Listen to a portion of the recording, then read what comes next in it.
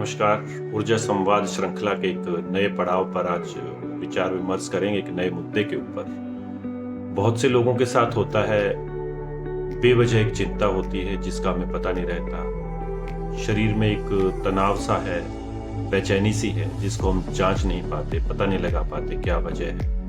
आप आसपास से आ रही आवाजें जो हैं वो शोर में तब्दील हो जाती है। बच्चे खेल रहे हैं, उनकी आवाज शोर लगती है। पक्षी चहचहा रहे हैं, उनकी आवाज शोर लगती है।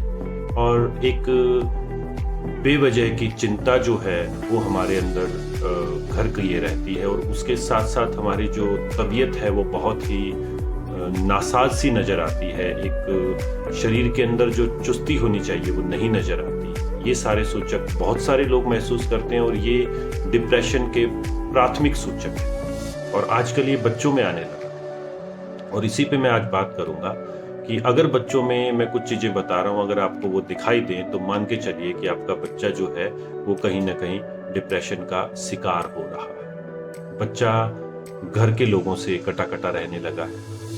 विद्यालय में भी अपने जो साथी हैं उनके साथ नहीं बैठता, और इसका पता हम वहां से विद्यालय के अध्यापकों से मिलकर लगा सकते हैं। बहुत ज्यादा सोने लगा है या बिल्कुल नहीं सोता है, बहुत ज्यादा खाना खाता है या बिल्कुल खाना नहीं खाता है। अपनी जिन चीजों की उसकी रुचि थी वो चीजें कहीं पीछे छूट गई हैं। और अगर ये सूचक आपको अपने बच्चे में नजर आते हैं तो कृपया ध्यान दीजिए, आप उसको डांटिए फटकारिए मत। आपको ये मत सोचिए कि वो बिगड़ैल हो गया है, वो तो बात नहीं मानता है। उसको कुछ और समस्याएं हैं, और वो समस्याएं हैं जो उसके मनोविज्ञान से जुड़ी हुई है। उसके साथ स्नेहपूर्ण व्यवहार करते हुए प्राथमिक स्तर पर घर पर उसके साथ व्यवहार जो है वो बदलना पड़ेगा, प्रेमपूर्ण व्यवहार करना पड़ेगा। और अगर ये समस्याएं जस की तस रहती हैं तो उसे एक साइकोलॉजिस्ट के पास लेकर जाना पड़ेगा। और बीइंग पेरेंट्स, अगर मैं खुद की बात करूं, मैं खुद ऐसा महसूस करता हूं तो दो चीजें हैं जो हमें करनी पड़ेगी। एक होती है कि ये मैं बताने से पहले एक चीज कहना चाहूंगा कि एकमात्र व्यक्ति, जैसे मैंने पहले भी एक वीडियो में कहा था, जिस को आप बिल्कुल ठीक कर सकते हैं और वो आप स्वयं हैं, कोई दूसरा नहीं है। आप अपने ऊपर, आप अपनी जो बात है वो लागू कर सकते हैं और उसको ठीक कर सकते हैं। इसलिए दो चीजें अपनानी जरूरी है। पहली चीज है कि आप एक्सेप्टेंस की फीलिंग, स्वीकार्यता की जो फीलिंग है, भावना है, उसको अपनाइए। जो चीजें जैसी हैं, जो स्वीकार्यता अगर अपना लेंगे तो उससे आधी समस्याएं आपकी जो हल हो जाएंगी, तनाव दूर हो जाएगा, चिंताएं दूर हो जाएंगी काफी हद तक। और दूसरा है सब्र रखें। सब्र से बड़ा कोई जो हमारे पास एक खजाना नहीं है। सब्र जो है, बर्दाश्त नहीं करना है, सब्र रखना है। जैसे कि एक कहावत है, किसी राजा ने कहा कि मुझे कुछ ऐसा लिख कर दीजिए जिससे मैं खुश हूं तो भी मैं खुशी में डूब ना जाऊं, और दुखी हूं तो मैं दुख से टूट ना जाऊं। तो एक विद्वान ने लिख के दिया कि यह समय भी गुजर जाएगा। और ये हमें सोचना चाहिए कि जब हमें तनाव होता है, जब हम डिप्रेशन में होते हैं, तो हमें ये अवश्य सोचना है कि ये समय गुजर जाएगा। तो कैसे दूर किया जा सकता है, इस पर थोड़ी सी चीजें मैं बताऊंगा।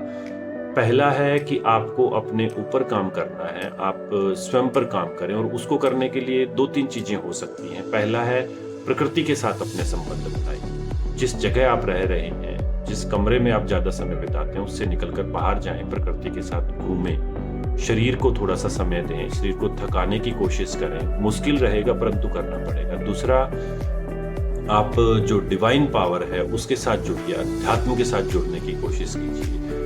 तीसरा तरीका ये है कि आप अपना कार्य जो है वो जारी रखें। हम इस जो पास्ट को काउंट करते हुए, पास्ट की जो गलतियां रही, पास्ट के जो परिणाम रहे, उनको देखते हुए भविष्य के प्रति चिंतित हो जाते हैं। और इस समय हम हमारा जो वर्तमान होता है उसको बिगाड़ रहे होते हैं। तो हमने क्या करना है कि हमें अपने जो प्रयास हैं, हमारा जो लक्ष्य है, जैसा भी है, उसके ऊपर लगे रहना है। दूसरी चीज, एक सुनिश्चित योजना या प्लानिंग या दिशा निर्देश के अंतर्गत लगे रहना है। और तीसरी चीज, इस चीज की चिंता नहीं करनी कि परिणाम कैसे आते हैं, क्योंकि वो आपके हाथ में नहीं। और ये सबसे बड़ा कारण होता है कि हम उस परिणाम की चिंता करते हुए अपने आप वर्तमान को खराब कर लेते हैं।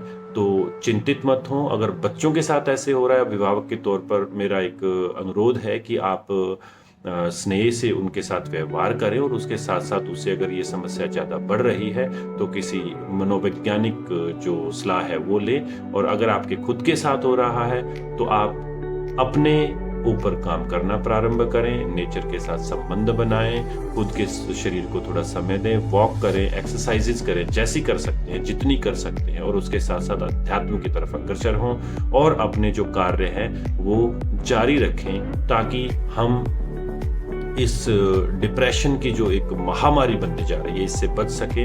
और एक बात मैं और कहूँगा, जिंदा रहने से ज़्यादा अच्छा कुछ नहीं, जिंदा रहने से ज़्यादा खूबसूरत कोई चीज़ नहीं है, और संभावनाएं कभी खत्म नहीं होती। जब तक आपका जीवन है तब तक संभावनाएं हैं। तो ऐसा मत सोचिए कि संभावनाएं खत्म हो गई हैं और जो हम कुछ कर नहीं सकते। इस दशा से निकलने का एकमात्र तरीका है प्रयास जारी रखें, लगे रहें। परिणाम जो है वो परमात्मा अवश्य देगा और सकारात्मक देगा, परंतु अपने मन को मत टूटने दीजिए। इसी आशा के साथ शुभ संध्या, नमस्कार।